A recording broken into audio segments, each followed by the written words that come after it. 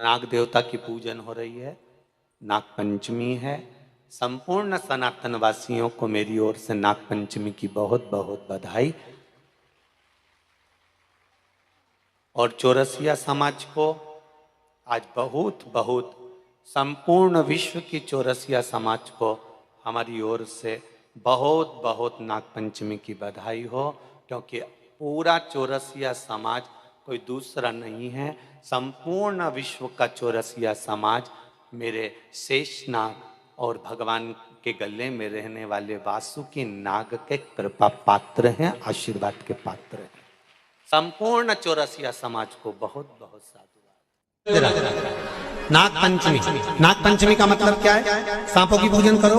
नाग पंचमी का मतलब होता है शंकर जी के मंदिर में जाकर एक लोटा जल समर्पित कर दो। उसका कारण क्या है कि हमारे परिवार में, हमारे कुटुंब में परिवार में कोई 7 पीढ़ी के अंतर्गत भी अगर कोई जीव तड़प रहा होता है, पड़ा हुआ होता है, उसकी मुक्ति नहीं होती है, तो पंचमी का चढ़ा हुआ जल उस जीव को प्राप्त हो जाता है। और वो जीव, आप यहाँ पर नाग पंचमी का पूजन करते हैं नाग देवता की, तो नाग देवता की अगर आप पूजन कर रहे हैं नाग पंचमी पे, तो ये विचार मत करना कि नाग पंचमी पर अपन नाग की पूजन कर रहे हैं।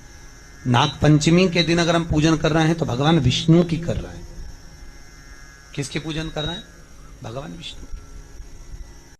पत्रिका खोलते हैं पंडित जी और कह देते हैं कि काल सर्प दोष है। पत्रिका खोलते हैं और कह देते हैं पितृ दोष है।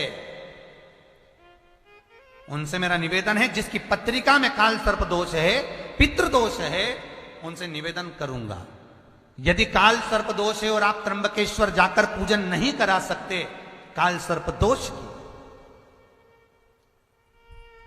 तो एक तांबे के कलश में शक्कर भर लो, उस पे चांदी के 2 नाग नागिन रख लो।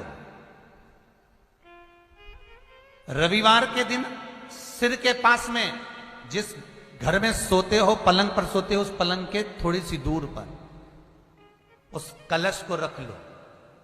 सोमवार को स्नान करो, सुबह जल्दी उठकर दोनों नाग नागिन की पूजन करो। घर में किसी से ज्यादा बात ना करो।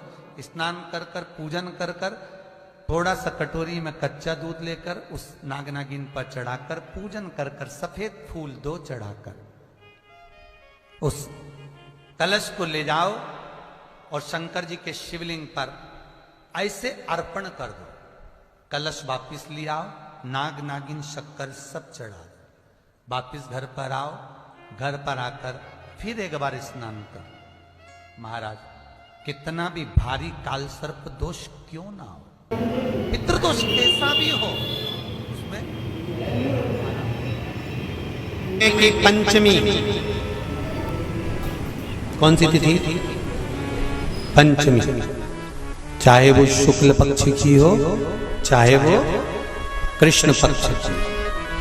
श्रावण महीने की पंचमी के दिन शंकर भगवान पर जिस परिवार के व्यक्ति का कांवड़ जल हमने बताया है आपको, जरूरी नहीं है कि डंडा बांधकर 2 कावड़ के जल के लोटे लेकर जाओ, आप अपने हाथ में भी 2 पात्र लेकर जा सकते हैं।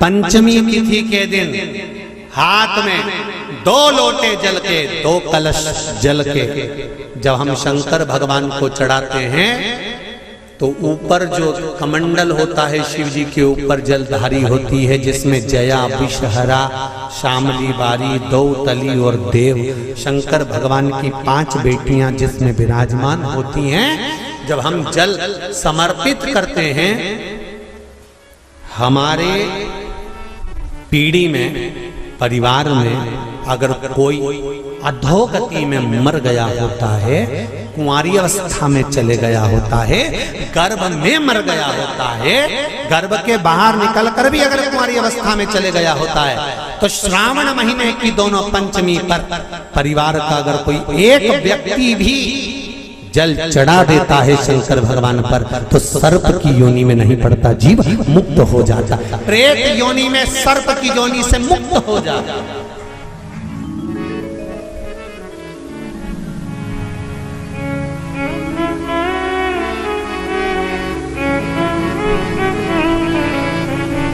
महाराज,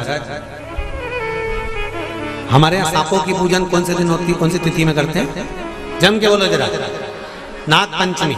नाग पंचमी का मतलब क्या है? सांपों की पूजन करो।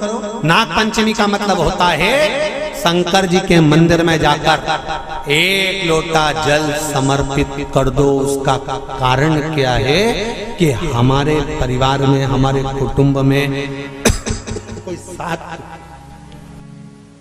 कुटुंब में, परिवार में कोई 7 पीढ़ी के अंतर्गत भी अगर कोई जीव तड़प रहा होता है, पड़ा हुआ होता है, उसकी मुक्ति नहीं होती है, तो पंचमी का चढ़ा हुआ जल उस जीव को प्राप्त हो जाता है और वो जीव तर जाता है, उसका फिर जन्म नहीं होता, वो तर। इसको मुक्तता का,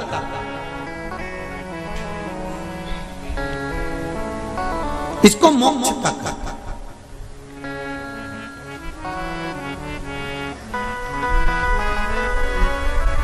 ये मुक्ति, ये मोक्ष, इसी को कहेंगे कि ये मुक्तता है। महाराज,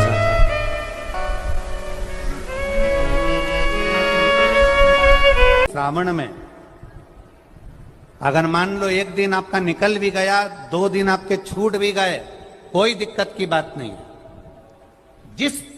जो पेड़ तुम्हारे यहाँ लगाओ, जो पौधा तुम्हारे यहाँ लगाओ, जो वृक्ष तुम्हारे यहाँ लगाओ, जो क्यारा तुम्हारे यहाँ, कुंडी तुम्हारे यहाँ, उसी की मिट्टी को, उसी के पेड़ के नीचे, उसी पौधे के नीचे, उस मिट्टी को थोड़ा सा हाथ से उसको उठाकर एक लिंग की आकृति बना ले। उसमें जलाधारी बनाने की जरूरत नहीं, केवल लिंग की आकृति बनाकर उसी की पूजन वहीं कर कर, पानी चढ़ाकर 15 से 20 मिनट बाद अपना काम करने के बाद उसी को उसी मिट्टी में विसर्जन कर दें, अपनी कामना कर कर। देव अधिदेव महादेव 2 महीने के बाद क्या देगा ये वही जान सकता है।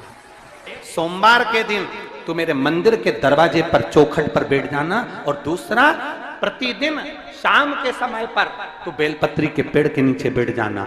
जो तेरी बेल वृक्ष के नीचे सेवा करने आए, जो शंकर जी के मंदिर में सोमवार को जल चढ़ाने आए, उसका जो पात्र जल चढ़ाकर जब वो घर लेकर जाए, उसके पीछे पीछे, पात्र के पीछे पीछे तू जाना और उसके घर में लक्ष्मी का भंडार भरकर आए।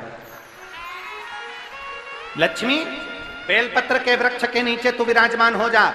उस बेलपत्र के वृक्ष के नीचे जो बुआरी लगाए, सेवा करे, चाकरी करे, एक बेटी को जैसे बड़ा करते हैं वैसे बेलपत्री के वृक्ष को जो बड़ा करे, बेलपत्री के वृक्ष का जो पालन करे, पोषण करे, उसकी संभाल करे, उस बेलपत्री के वृक्ष को जैसे जैसे वो उन्नति करे, वैसे वैसे उसके घर में समृद्धि बढ़ते जाए। उस जिसका खुद का मकान नहीं हो, खुद का मकान नहीं हो, किराए के मकान में रहते रहते जिंदगी बीत रही हो, खुद का नहीं,